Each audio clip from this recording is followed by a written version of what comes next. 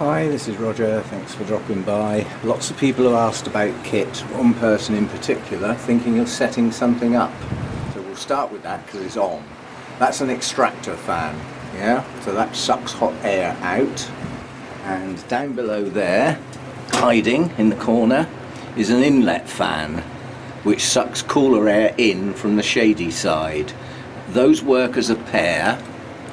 They're connected up to a thermostat down there, and that cuts in when the temperature in here gets to about 26-27 degrees, and they'll continue to run until the cooler air cools the grow room down. Yeah, so that's that bit. What we've got over here, tucked out the way at the moment because I'm about to water and we don't want to get water on that, is a little heater. Okay, now during the day that's off, yeah, but it's directly connected to that large circulating fan. So during the day, let's just show that while it's on. That's the hydrofogger.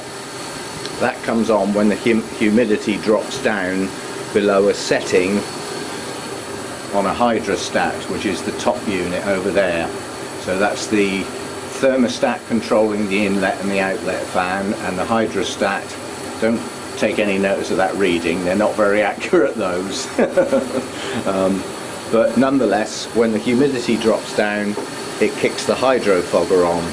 Now that's connected up to a storage tank up here and fed by a siphon. Yeah, so that's just literally the water flows out of here into there, tops up the tray in the bottom as and when required, and then it's up to me to keep this topped up, obviously. That cuts in and out quite quickly because it does the job quite quickly, so that keeps the humidity sorted. That fan and the inlet fan try and control the high temperatures by sucking out the hot air and letting in cooler air at the bottom. Okay, on a thermostat, as I said. Right, back to the heater. During the day, heater off, circulating fan and heater connected to another little thermostat up round the back there, and during the day that's set to 30 degrees, which means that fan stays on. Yeah, if I want to turn it off manually, it's got an on-off switch.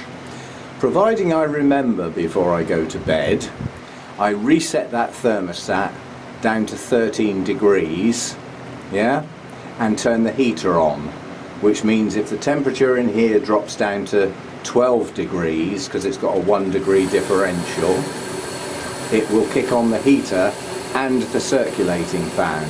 The reason they're connected together is just the heater on its own would provide hot spots where warm air would collect. But by connecting it to that large fan, which oscillates, it distributes that warm air very quickly and very thoroughly, so that the whole of the grow room stays at roughly that temperature. Yeah, so that's at night. During the day, different setting. Soon the heater will be disconnected and this other fan will be joined together with that fan onto the thermostat, yeah, and it'll be switched from heating to cooling, because it's got two different ways of wiring it. So the summer setting will have both those fans joined together on the thermostat, set to cooling, and then I usually set that at about 23 degrees, so when the temperature rises to 23 degrees they both come on. So on a dull day they might not come on at all. But that's the summer wiring, which I haven't got to yet, because we're still getting nights cold enough to warrant the heater. So until such time as I don't need the heater at all, I've got two different settings there. So winter setting, heater combined with that one, and that keeps my night temperature up. During the day, heater off, extractor fan on its own, yeah, and then this is just on manual. When it starts to get a bit warm in here, like it is now, I just switch that on. There's three settings on those fans. Those are on tick over setting, as I call it now, setting 1. The second switch on there turns these on quite powerful. The plants start bending over in the wind. And then what I call hurricane setting, setting 3, which means I might even have to move some plants or they'll blow over. but that really does move the air. And then in addition to all that, lurking in the background are these little computer fans. There's two up there. I can't film all of these very well. There's one right up at the back in the corner there against that pillar. And then over here, these are my cooler, shadier plants. I've got three over here, one for each shelf. Yeah? Now those are 12 volt. They run off a phone charger basically. So the phone charger plugs into a main socket, and then these 12 volt units are connected up. They stay on 24/7. Now that little phone charger runs at 12 volts and has an output of up to 3 amps. And each one of these fans is 0.3 of an amp. So as you can see, I can have an awful lot of those on one single phone charger without overloading anything and anything getting a bit too warm, warmer than it should do. So that's really how the kit works. It took a long time to get this right. Let me just get the heater out of the way so that I can move. This was once a conservatory, so just plain glass, yeah? Including those wooden panels, those were glass once. This was in fact an opening window up here. And I decided that for 3+ months in the winter it was too cold to come out here, and on sunny days it was too hot to come out here, especially in the summer. But good for drying the washing, but that was about all. So this place wasn't getting used, and I wondered, could I possibly use it for plants? So I thought, well, the first thing we've got to do is cool it down. So at first I just tried shade netting on these two sides, and that dropped the temperature a little bit, but nowhere near enough. So I put a second layer on, and that didn't do bad. But it was still too warm on bright sunny days in the summer, which was when I was experimenting with this. So I thought, right, well, perhaps we need to put a bit of shade netting on the roof. So I've got shade netting up on there. It doesn't cover the whole roof because I still need extra bright light in that veranda area, so I leave that bit blank. Yeah, so that's just got the bubble wrap. The bubble wrap, one winter I bubble wrapped the whole place. And I had to take all the plants and all the shelves out to do it. Of course, when the spring come, I had to take it all down again, get all the plants out. I thought, well, we're not doing that ever again. I'd rather pay a bit more for heating. But the roof bubble wrap stayed there as a little bit of extra filtration for the strong sun hitting that roof. So that stays there now. That's the only time that's going to come down is if it falls down. Otherwise, it's just staying there. It's too much hassle. So anyway, we tried the shade netting and it wasn't good enough. So then I thought, well, orchids like moving air, so we'll get some circulating fans. So that's when I got the big circulating fans in, and that helped a lot, but it still wasn't good enough. So then I finally bit the bullet and decided the only way to get this hot air out of here without some sort of roof opening, which is a big deal, was to actually get an extractor fan fitted. So I took that window out, yeah, and just put a board in there so that I could fit an extractor fan, and that helped an awful lot. And I thought, it's still only half the job, because what I was doing obviously was sucking the warm air out of here and pulling in air from the house. Well, that wasn't necessarily cool air, so I thought somehow I've got to get some cooler air in here. So that's when I decided to take that large panel of glass out, which promptly shattered, and I spent a hell of a long time cleaning it up. I've got cats with little paws, and I often walk around in bare feet. So that took a hell of a long time cleaning up the mess. And then again, I boarded that up so that I could cut a hole in it and get an inlet fan running. Yeah? And that basically is how it is now, and I have no reason to change anything.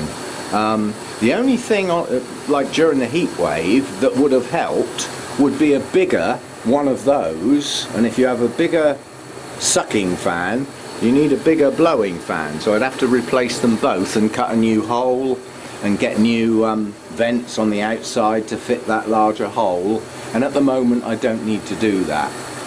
But that's how I control everything in here, and it means a lot of the time it's automated. The humidity's automated. Trying to keep the temperature down with the extractor and the inlet fan is automated. And soon, when I get away from my winter settings, the big circulating fans will be automated and temperature controlled. So they'll start circulating the air madly once it gets up to sort of 23, 24 degrees. And if it gets too much hotter than that, the inlet and the extractor fan will come on and change the air, basically. Changing the air is good anyway, don't get me wrong, not just to help keep it cooler, but getting some fresh air in is good for the plants. They like that, yeah? So anyway, that's my kit. That's how it's all set up. Little computer fans in various places, and all they do is just keep the air gently moving, so that there's like a gentle circulation around here when no other fans are on. So the air's still moving around very gently. And the ones that are on these two shelves, these are my cooler growing shadier plants. So as I said, they stay on 24/7. So that's it, that's the kit. It took a long time to evolve to get it how I like it, which is how it is now. And it seems to work quite well. It's not working so well at the moment because the humidifier is staying on. And the reason it's staying on is the door's open behind me and I'm letting in much drier air from the lounge, which I'm just about to shut out again, and then it'll do its job properly. So that's how it all works. And as I say, I've got like a winter setup and a summer setup. And at the moment I'm in that transition period where on a bright sunny day it ought to be set up for summer, but I'm still getting cold nights, yeah? So I've still got the heater running, so I'm still on my winter settings at the moment. That's not going to last much longer. Very soon the heater will come out. And if I'm expecting a cold night, all I do is open this door behind me before I go to bed. And all the residual heat from the house drifts out here overnight and stops it getting too cold. It means the house might be a bit chilly in the morning. I can live with that. Yeah, I'm the only human. I'll look up, I'll put up with it basically. So that's how it all works. As I say, that lots of people often ask me the size of this. It's something. I think it's 3-point-something meters, about 3.2 meters wide. And it's about 2.5, 2.6 meters deep, effectively. It's joined to the house, so it was a lean-to conservatory, and it faces southwest. So I don't get any sun on this until, well, in the summer, sort of mid-morning. In the winter, not until lunchtime. But then we don't get a lot of sun in the winter, so I don't worry about it. But it will, once the sun comes out over the house, over the top, it's then in the sun right round until it sets. And in the summer it sets over there. This time of year it sets about there. Yeah? So it gets good light here, very good light. It's not shaded by any trees or anything to any great extent. So that's how it all works. And it does work. And a lot of this was set up while I was still working. When I wasn't here to turn things on and off. So I had to get the automation to work for me while I wasn't here. Now I'm retired, I could in theory do it all manually, but as it's all set up, it just does its own thing.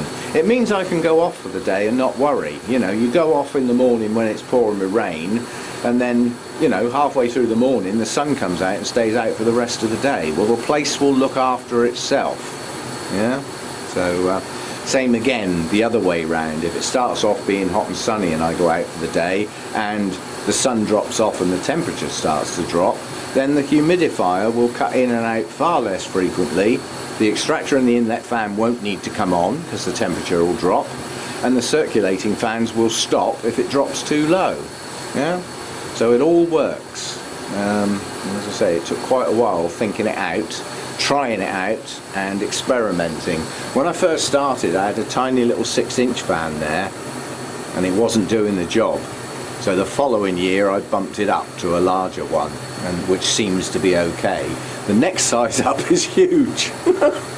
And also starts getting pretty expensive as well. So that size works okay. They don't last forever. I've had to replace that one once.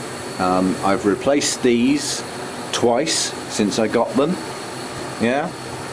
So the kit doesn't, you know, the kit doesn't last forever. I'm hoping that's going to last a long time though, because that was flipping expensive. So that's it. That's how it all works. And now I need to get this door shut because my humidity's dropping like mad at the moment. And we need to get it back up where it should be. So see you next time. I hope that's helpful to some people and might spark off a few ideas.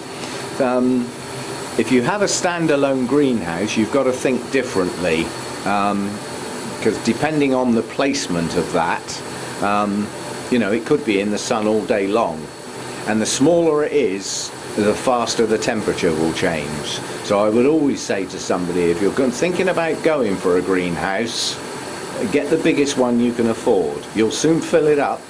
Trust me.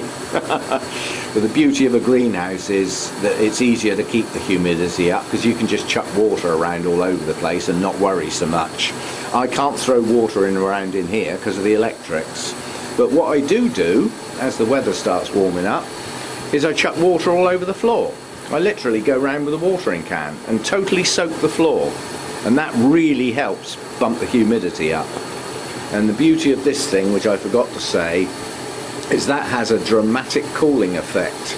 The air that's coming out of the top of there has been really dropped down temperature wise, so it not only helps with the humidity, it also helps keep it a bit cooler in here. And my previous ones that I had didn't used to do that, so that's an added bonus of that type. It's a centrifugal one rather than an ultrasonic one, and the air that comes out of here, that is cold. Yeah, that's like putting your hand near the fridge. It's cold air, and that's helping an awful lot with it's cold damp air. I've got a wet hand now. So that's it, that's how it all works, and I hope that's useful to some. Obviously if you grow in your home, probably not a lot of use, but I will always say, even if you grow in your home, getting the air moving a bit and keeping the humidity up will do wonders for the plants, by hook or by crook. How you do it, you'll have to work it out for yourself. If you ran one of those in your lounge, you would have green carpets and curtains very quickly, and all your wallpaper would peel off. It's far too much for in a home. But little home humidifiers can do nice little things. And quite honestly, those little 6-inch computer fans can work great in a home because they don't knock all the leaves off your plant. You know, they're only a gentle airflow, and they're only 12 volts. So they cost virtually nothing to run. You can just leave them on, you know. So anyway, that's it. That's the kit. And now I got to get on and water stuff soon. I don't know why I've been putting it off today, but I've been to see Postman Pat. All the rest of the packages have gone, which I'm pleased about. And most people have paid. I've got one who hasn't responded, therefore hasn't been paid. We've had a few dodgy payments as well. I'll just say this for general purpose use.